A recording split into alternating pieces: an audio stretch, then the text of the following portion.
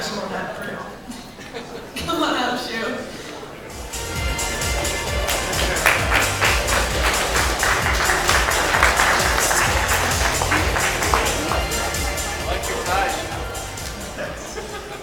See, I get a lot of compliments on looking nice just because specifically I never wear suits, and then when I do, everyone thinks I look great. So it's great. All right, so I'm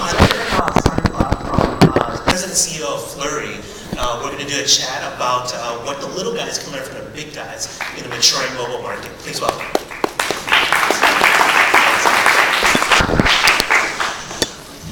Thanks for joining us today. I apologize if I don't smell the best because I was playing with an Almy treadmill outside. You look perfect just a few minutes ago. So, okay. So first, tell us a little bit about what's going on in Flurry's world and what you're up to right now. Yeah, so we, just a couple of words on the company. We offer an analytics service free for app developers, gamers, our game developers are a big chunk of our customers. We also help people acquire users and keep them, and make money from them through advertising. So kind of like completing the circle. So what's going on in our world? Growth. Growth. Right. Yeah, we're talking about you might be going IPO soon. I'm talking about the industry growth, not just for okay. Yeah.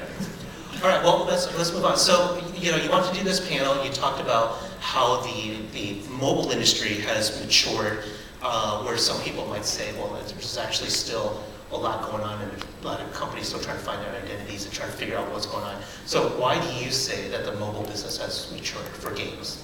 Well, there's three kind of signals that we get from gamers that indicate maturity. The first one is focus on the consumer. Pleasing the consumer has become very important for the game developers. Second thing, taking the matters in their own hands. Let me give you an example. Like how aggressive gamers are at using analytics, and understand exactly what Tim was suggesting. You understand the behavior of the consumer and catering accordingly, but also taking marketing in their own hands, not relying on the Facebook platform to distribute their games or any hacks into the Facebook platform, or on gaming the app stores in order to rank and amortize their cost of acquisition. It is building science behind marketing, which is very important. This is how you know that an industry has moved from the art and the hand-waving into the science that what marketing is. And last but not least, thinking globally. A lot of those hits have gotten broad global appeal, and that's something that mature industries think about. How do you go beyond the existing borders? So those three signs are good indicators of maturity in the gaming market. I want to talk about your first point a little bit. You said like now developers are more focused on consumers, but was there a point where companies were not? Yeah, I mean, if you look at the early incarnation, they would develop like a game engine and then go and get about, let's say, 100 or a couple of 100,000 or 1 million users, and then they reskin that engine into another game and flip that audience over. Now it's more build a great experience and get multi-million users, and then keep recycling that content so that there's a lot more retention and a lot more focus on the consumer. How do you keep them engaged in that existing experience versus use them as kind of like an audience to sell another title that I'm gonna reskin in a couple of months. Mm-hmm. So that's the focus has shifted. Okay, I do want to explore that a little bit more in a bit, but my next question for you is, so you talked about some of the big companies, like we use Rovio as a good example of someone who's made it really big. Like, what have they done right? Yeah, well, I mean, some people might argue that Rovio is a one-hit wonder, and then they haven't been able to build another hit. But a lot of people would argue that Disney is a three-hit wonder. They got the Mickey Mouse and Friends, they got the Princesses franchise, and they got Winnie the Pooh. And everything else, is a derivative of that.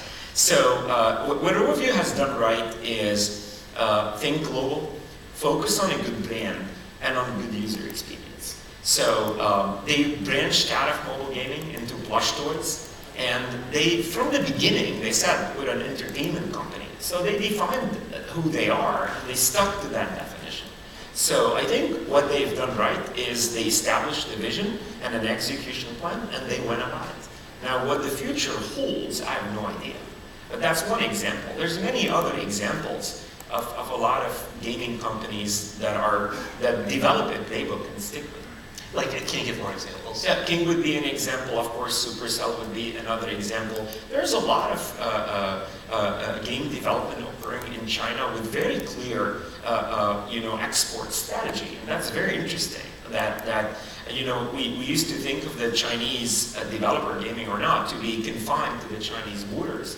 Now they're thinking CJK, which is China, Japan, South Korea, and a lot of them are thinking Middle East, Turkey, Brazil, and then expanding into North America because they realize that gaming does cross borders. Some game experiences do not have cultural issues. So I think there's several examples, not just the one that you see on the App Store. Okay, so now, say you're talking to a smaller developer, right? Perhaps an independent developer.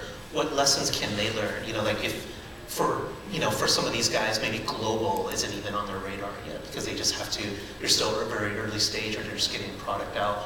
How can they learn from the early success of companies like Rovio?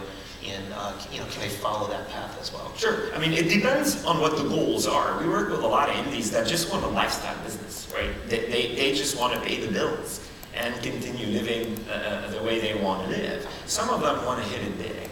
And I think if you want to hit it big, you have to think of the market being global because, and we're going to talk about this, in the next year. If you look at mobile, it literally shattered borders. And you cannot think of the United States or Europe or parts of China as being separate countries when it comes. People in different countries kind of behave the same way when it comes to gaming. Gambling would be an example. If like casino mechanics, like you can find users everywhere. So it's focusing on a persona and not focused on a country. So try to understand the audience that your game appeals to. There is a language barrier, that's for sure. You got to think of that.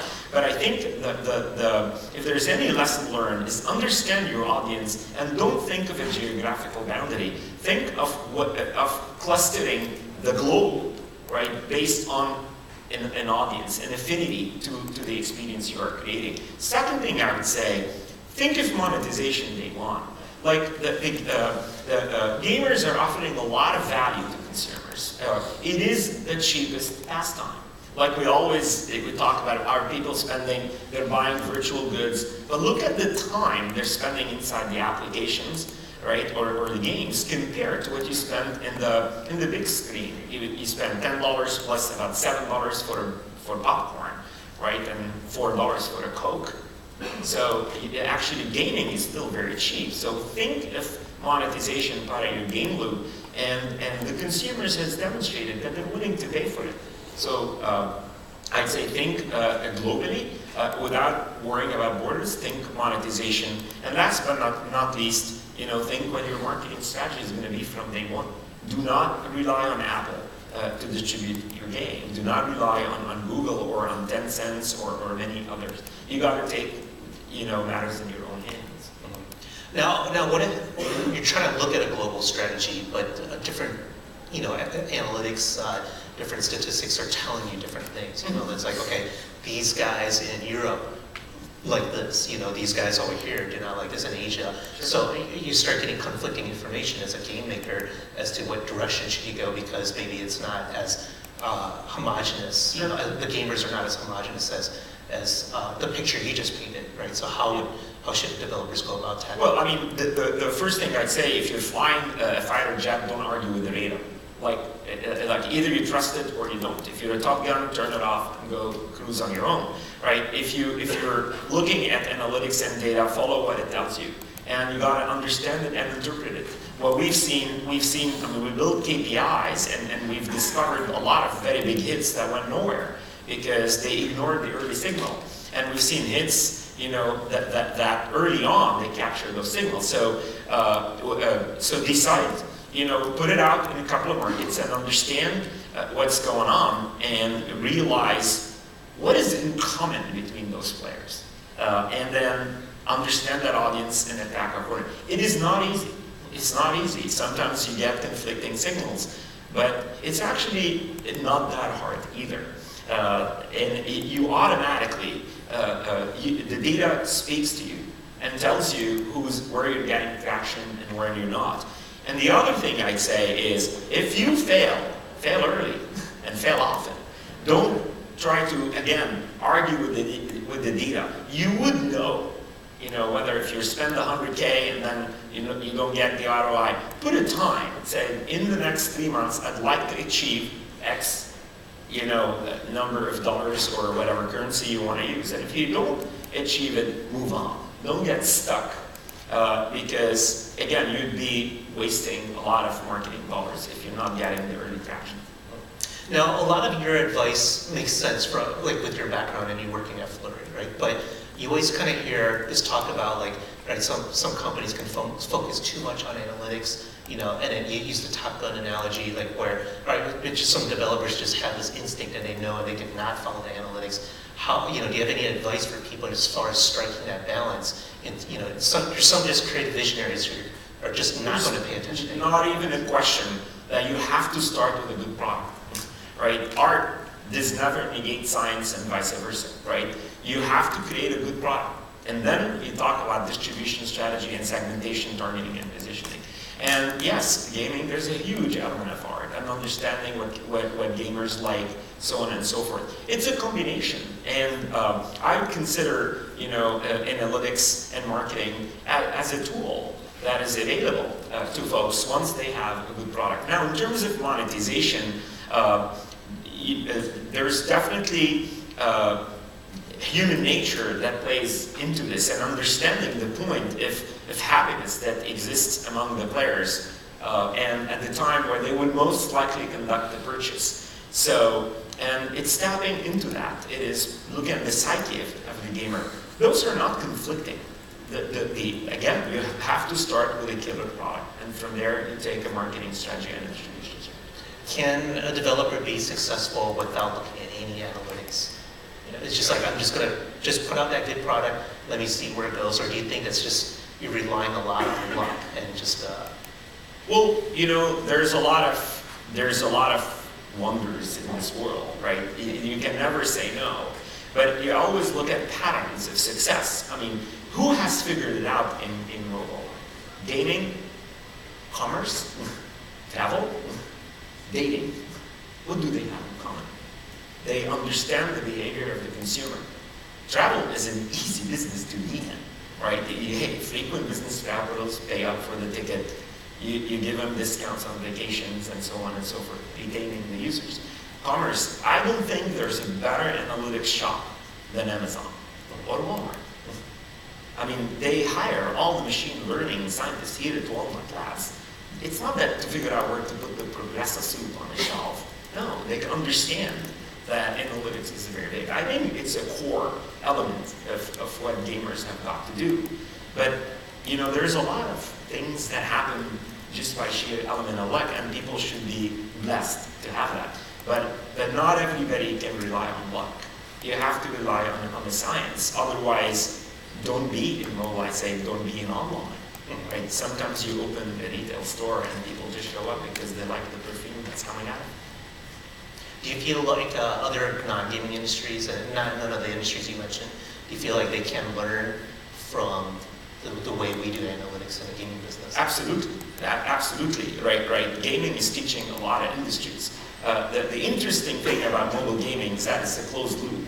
And the end of the funnel is in the App Store, or it's in some of the stores in which an entity has taken on the credit risk, which is Apple in the case of the App Stores, and then Getty and Billing, or in Android.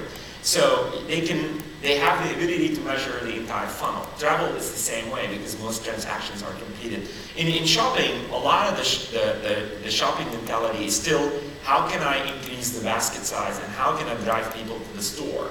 So they do not control the entire funnel, but they're learning a lot from gaming and gaming mechanics. But there's a lot of work we can do. There's a lot of work they can do to learn from the industry. do you think the gaming analytics market is as matured as the mobile gaming market as a whole? Well, there's a lot of work we can do as a company or as an industry to help the gaming industry more, and we're working as fast as we can. The challenge we have is, you know, you got 1.3 billion monthly active users growing at 7%, and the number of data we're collecting, so offering something at scale is hard, but there's a lot of things you know we can do to do a better job, and we're working on them. There's a lot of exciting things coming up in 2014 that can help you know, gamers and other you know developers look at real-time changes, you know, that they can impact the consumer experience and the gaming experience. And which is, like, to give you an example, analytics is very good, you know, when you understand funnels, understand what's supposed to happen. But there's a lot of, what I say, interesting usage that you haven't thought about. And that's something, like, be able to discover that type of usage and put more wood behind it is something that would give people the ability to do. Now, for smaller companies, is, you know, like, with maybe they don't have necessarily the right resources, right? It's a small team, they don't have someone who can just spend a lot of time looking at analytics. You know, is it something you just think that, oh, you know what, it doesn't matter, you need to carve out some space, some time for this to make, you need to look at this, it's that important, it should be part of the creative process? Or is that something you feel like, because you did mention earlier, it's like just create a good product, that's step one. You know, but let's say you've done that, but you're still not big enough to really dive into analytics on that level, to iterate on that level. You know, is it something just companies just should carve out time for? Yeah, I mean, marketing is a key element and distribution of anything you do, right? It's like if Procter & Gamble did not have a marketing department, none of their products would be used. But that doesn't mean that if you're small, you cannot afford marketing in analytics or understanding, you know, growth and monetization. That is your goal. Like I said, if you want to be a lifestyle business, you can. But you just be a lifestyle business. And some people are perfectly fine with it. But I don't think, you know, most of the folks that are building those hits want to be lifestyle businesses. And I'm not talking big teams here. Like, just to give you an idea, you know, the brand management group of Miss Clairol at Procter & Gamble is several hundred people. All right, here we're talking about 2 to 3 people that can add tremendous value, and I can tell you they would pay for themselves in hours. I mean, we do have, you know, we don't have a big staff, but when we offer the service for free, and, you know, some minor changes in the game, the data tells you what's going on. You know, make multi-$1,000 an hour difference. So, you know, business analysts can pay for himself or herself in hours. Makes sense. Now, for smaller studios, you know, do you kind of see, if you're talking about global growth, do you see, what kind of paths do you see for a company like that? You know, is IPO always the kind of end goal, or, you know, profit sharing, or, you know, like maybe describe some of the things that you can imagine different companies can. You know, I always struggle with gaming and venture, I mean, contrary to Bing and Tim and IPOs. Gaming is a, you know, hit-driven industry. If you have a hit, why do you need those guys on your board? You make a lot of money, just, you can, you know, return money to the existing shareholders at a great premium, do profit sharing with employees. Don't worry about the venture. And if you fail, you fail. I mean, venture is about building a widget and scaling it. Gaming is about a one-hit wonder, and I so agree with Bing that sometimes you might have a great hit and it might not happen again. So I think gaming kind of pays for itself. You need a small, the definition of small might be different, initial investment, and then once you have a hit, that's it, you know, it pays for itself. So I'm struggling with a public market understanding of a hit-driven industry. Like, it's not just Zynga. I think it's hard for the public market to understand something that's not predictable. They simply don't get it. And it's not their nature to get it. Because everything is different from software or from commerce or even media. Very different from movie distributions as well, who do require, massive amounts, but have a really understandable ROI.